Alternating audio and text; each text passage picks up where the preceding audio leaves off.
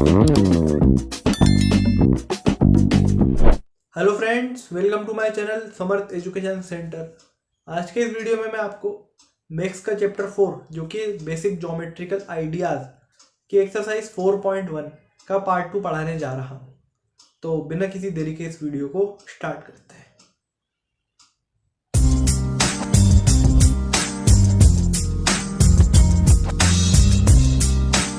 चलिए शुरू करते हैं।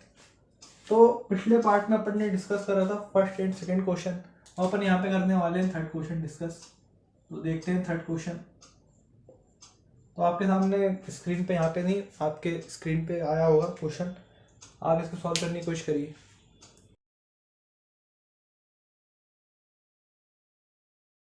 चलिए मैं करवाता हूँ। तो इस क्वेश्चन के अंदर अपन को दिया हुआ है, हाँ, अगर आपने ये पार्ट फर्स्ट नहीं देखा है तो अभी के अभी जाइए, डिस्क्रिप्शन बॉक्स में मैंने उसकी लिंक दी हुई है पहले पार्ट की, तो उसको जाके पहले देखना, फिर यहाँ पे जो है वापस आ जाना, क्योंकि आपको ये समझ में नहीं आएगा। उसके आगे जो अपन कंटिन्यू कर रहे हैं, पार्ट सेकंड है ये वाला। चलिए, तो थर्ड क्वेश्चन कह रहा है, मैं लिख देता हूँ, यूज फिगर टू नेम। अपन को एक फिगर दिया हुआ है, अपन को उसको जो है पहले ड्रॉ कर लेते हैं। तो आपके सामने एक यहाँ पे लाइन है, इसमें आपको दिया हुआ है ए बी और डी, ठीक है। ये जो एक प्रकार की लाइन है, आपको मालूम है लाइन होती तो एरो बन जाता है। अब यहाँ पे बोल रहा है कि यहाँ पे ऐसे में जो है ट्रांसवर्सल जो है इसको लाइन आई है यहाँ से, ये है आपका ओ और ये है आपका सी, और यहाँ से भी एक जा रही है लाइन, ये है आपका एफ, और यहाँ पे कुछ नहीं है। तो आपका डायग्राम जो ये दिया हुआ है, अपन को इसमें जो क्वेश्चन दिए हुए हैं उसको जो है सॉल्व करना है। तो आपके सामने पहला क्वेश्चन दिया हुआ है, यहाँ पे मैं यहाँ पे क्वेश्चन लिख देता हूँ, पहले आंसर तो अपन कर लेंगे। लाइन कंटेनिंग पॉइंट ई, लाइन कंटेनिंग पॉइंट ई। दूसरा दिया है line passing through a.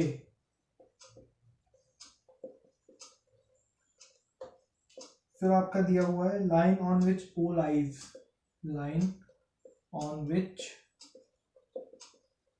O lies. Last आपका दिया two pairs of intersecting lines, two pairs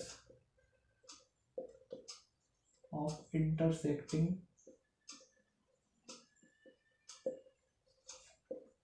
lines. चलिए, तो आपके सामने ये सब आपने देखे क्वेश्चन है, इसके मतलब भी समझेंगे कि कहना क्या चाह रहे हैं, और फिगर के द्वारा जो इसको सॉल्व करने की कोशिश करेंगे।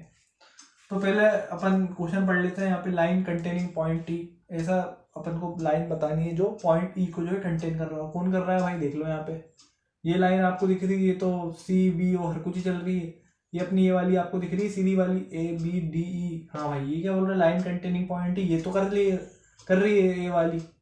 और भाई ये एक लाइन है, ये भी तो कर रही है। अब जैसे यहाँ पे ये तो, अगर यहाँ पे अपन ऐसे में देखेंगे ये वाली लाइन से ए बी वाली, तो ये बहुत दूर में पड़ेगा ना, उससे कोई फर्क नहीं पड़ता। पर ये वाली लाइन जो ज़्यादा पास है, इसलिए इसका आंसर अपन क्या लिख देंगे यहाँ पे, ई और एफ। क्योंकि ई और एफ वाली ऐसी लाइन है जो किसको कंटेन कर रही है, पॉइंट ई को कंटेन कर रही है। अब यहाँ पे जो ये लाइन लिख देते हैं, यहाँ पे लाइन पासिंग थ्रू है। अब यहाँ पे बोल रहा है लाइन ऐसी बताओ जो ए से पासिंग थ्रू हो रही है। ये वाली तो नहीं हो रही, इसमें तो बी और सी है, ये वाली भी नहीं हो रही। एक ही लाइन है ये वाली, यही तो हो रही है, और कौन सी, ये भी नहीं हो रही, ये भी नहीं हो रही, एक ही लाइन बची। तो यहाँ पे इसका आंसर क्या जाएगा, इसके सामने लिख देते हैं ए और ई। देखो ये वाला सिंबल जो है रिप्रेजेंट करता है लाइन है, क्योंकि लाइन जो इनफाइनाइट होती है, कभी खत्म नहीं होती।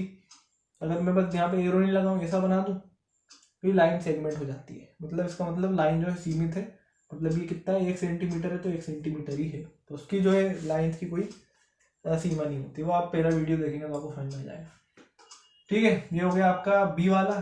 थर्ड वाला देखते हैं, सी वाला, line on which O lies. इसका मतलब ऐसी लाइन बताओ जहाँ पे ओ जो है लाया करता है, गिरता है, यहाँ पे होता है। तो भाई यहाँ पे मुझे ये दिख रही है ई और एफ, इसमें तो ओ नहीं है, सीधी वाली में भी ओ नहीं है, यही लाइन बची इसमें ही है ना, ये सी बी ओ यही वाला है, तो उसको अपन लिख सकते हैं सी ओ, लाइन सी ओ, या फिर इसको तोड़ के जैसे सी ओ है ना, सी ओ को तोड़ के लिख सकते हैं C B plus B O. ठीक है, तो ये भी जो है दोनों आंसर हो सकते हैं, ये भी आंसर हो सकता है, ये दोनों भी हो सकते हैं, इनमें से कोई एक नहीं, तो ये आप लिख देना, नहीं तो आप ये लिख देना, दोनों एक ही बात है। आखिरी दिए हुआ है to pairs of intersecting line. देखो इंटरसेक्टिंग लाइन वो होती है जो दो लाइनों को या एक लाइन को इंटरसेक्ट करती है। जैसे आपको एग्जांपल देता हूँ यहाँ पे, जैसे ये आपकी लाइन है, ठीक है, ये आपकी लाइन है, इनने बोला to pairs of intersecting line, यानी दो उसमें जो है लाइन होना जरूरी है, पर अपन एक वाले में अभी समझ रहे हैं, तो इसको इंटरसेक्ट कौन करेगी, ये करेगी।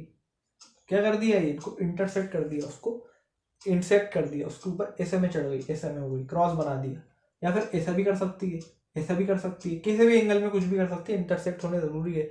और हमेशा ये बात याद रखना, जब भी कोई एक या दो लाइन इंटरसेक्ट होती है, दो लाइन ही होती है, दो लाइन इंटरसेक्ट करती है, इसका मतलब क्या होता है कि वहां पे कोई एक नया पॉइंट बनता है, वहां पे कोई नया पॉइंट बनता है। देख लो ना, एक लाइन ये है, एक लाइन ये है, डेफिनेटली यहाँ पे कौन एक नया पॉइंट बनेगा ही बनेगा, कहीं आप यहाँ से भी कर लो, यहाँ पे भी बनेगा। तो जब भी दो इंटरसेक्टिंग लाइन जो मिलती है उसमें जो एक पॉइंट बनता है।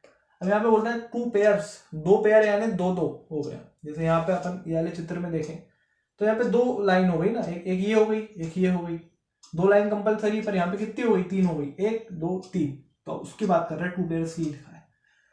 ठीक है, तो अब इंटरसेक्टिंग लाइन कौन सी हो गई यहाँ पे देख लेते हैं, क्योंकि देखो ये नॉर्मल लाइन है, ये बीच वाली ये तो कुछ कर नहीं रही, यही आ रही है ऊपर से, तो यही हुई इंटरसेक्टिंग लाइन। तो पहला कौन सा हो गया आपका, पहली हो गई आपकी सी ओ, दूसरा हो गया आपका ई एफ। और भाई अगर हाँ देखो, अब ये मेन लाइन मैंने मान लिया ये मेन लाइन थी, ए वाली और ई वाली, इनको ये इंटरसेक्टिंग कर रही है ना, तो ये भी तो हो सकता है कि ये लाइन बेचारी अपनी सीधी जा रही हो, ये लाइन अपनी ऐसी जा रही हो, ये बीच वाली लाइन ये ऐसे आ गई हो, तो ये इसकी वजह से जो है ये लाइन क्या हो गई, इंटरसेक्ट हो गई, कह सकते हैं। फिर से ये लाइन सीधी जा रही थी, कोई दिक्कत नहीं, ये दोनों आ गई, तो इंटरसेक्टिंग लाइन यही हुई कि भाई यही आई, तो इनको मैंने दोनों को यहाँ लिख दिया। अब ये भी तो हो सकता है कि ये दोनों लाइन ये जा रही हो, ये सी ओ और ई एफ वाली लाइन ऐसी जा रही हो सकता है उसमें ए ई नाम की एक लाइन ऐसी चली गई हो, तो इसके माध्यम से ये दोनों क्या हो गए, इंटरसेक्ट हो गए, तो इसलिए मैं यहाँ पे ए ई भी जो है लिख सकता हूँ, बस इसके अलावा कोई लाइन जो है नहीं है। अगर आपको टुकड़ों में लिखना है ए बी डी तो आपकी मर्जी, पर उससे कोई मतलब नहीं है, मतलब सबसे शुरू वाला और सबसे आखिरी वाला पॉइंट पकड़ो, उन्हीं को जो है लिख दो, आंसर वही आ जाएगा। तो इस प्रकार से ये सब चलेगा। अगर आप पहला वीडियो देख के आए हैं तो आपको जो है पूरा सा जो है समझ में आ जाएगा अच्छे तरीके से। ठीक है, फिर अपन अगले जो है क्वेश्चन में मूव ऑन करते हैं, जब तक नोट करिए आप इसको।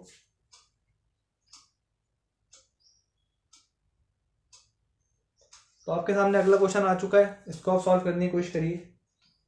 चलिए अपन देखते हैं फोर्थ क्वेश्चन। तो इसमें लिखा हुआ है how many lines can pass through. Question fourth, how many line आपके स्क्रीन पे आ चुका होगा ऑलरेडी, तो अपन सिर्फ जो है आंसर करते हैं यहाँ पे।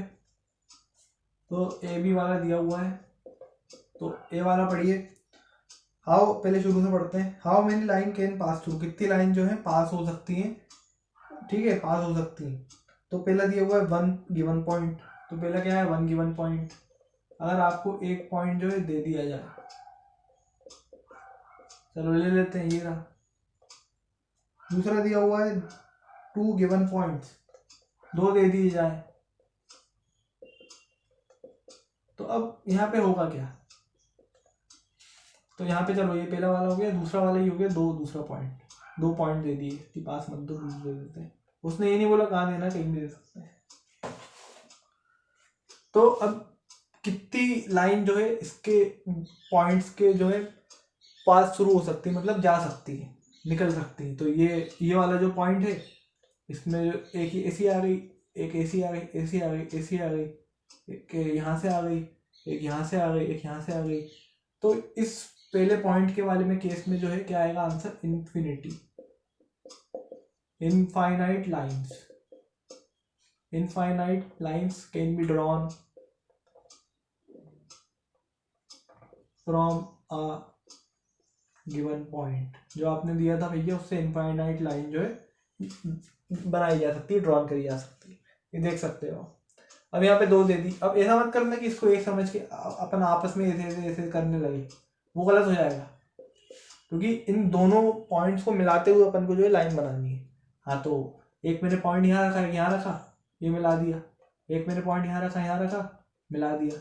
एक मैंने यहाँ रखा, एक यहाँ रखा, एक यहाँ रखा, एक यहाँ रखा।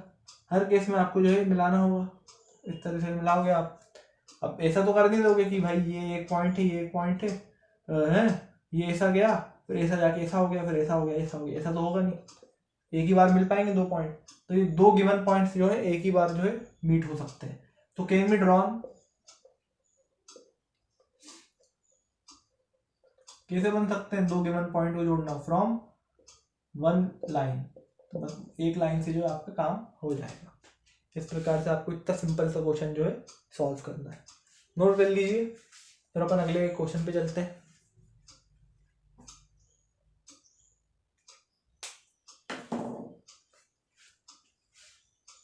तो आपके सामने अगला क्वेश्चन आ चुका है, इसको सॉल्व करने की कोशिश करिए। चलिए अपन करते हैं 5th क्वेश्चन। तो 5th क्वेश्चन क्या बोल रहा है, draw a rough figure and level suitably in each of the following cases. अपन को जो एक रफ फिगर बनाना है, उसको जो है लेवल करना है अच्छी तरीके से। इन each of the following cases, case दिए हुए हैं अपन को 4, इस प्रकार के देखते हैं अपन। ये अपन लास्ट क्वेश्चन कर रहे हैं, इसके बाद एक्सरसाइज का आखिरी क्वेश्चन बचा हुआ है, उसको अपन पार्ट 3 में कर लेंगे, क्योंकि वो थोड़ा जो है टाइम टेकिंग हो सकता है और थोड़ा उसमें मतलब थोड़ा बड़ा क्वेश्चन है वो, ठीक है। उसको अच्छे से समझेंगे पार्ट 3 के अंदर, फिर अपन एक्सरसाइज 4.2 के ऊपर मूव ऑन करेंगे। तो तब तक अपन करते हैं ए वाला। पहले लिख देता हूँ, आपकी स्क्रीन पे होगा पर यहाँ से जो है मुझे देखने में आसानी होगी। Point P lies on A B, line है। फिर बोल रहा है एक्स वाई, एक जो लाइन है वो, हाँ एक्स वाई और पी क्यू,